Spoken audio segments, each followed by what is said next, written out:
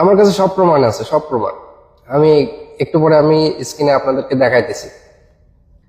বর্তমান এম্বাসিতে যে পরিমাণ দুর্নীতি হইতেছে, অনিয়ম হইতেছে, প্রথম শিকার হইলাম ওইখানে টাইপিং সেন্টার।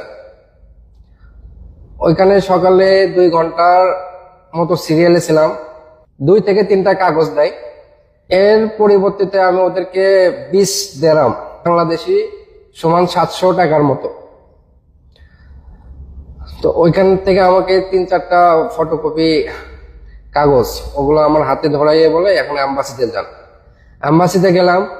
ওখানে যাওয়ার পরে 3 থেকে 400 লোক সিরিয়ালে।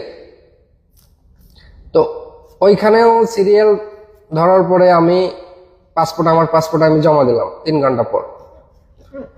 পাসপোর্ট জমা দেওয়ার পরে আমাকে বললো আপনি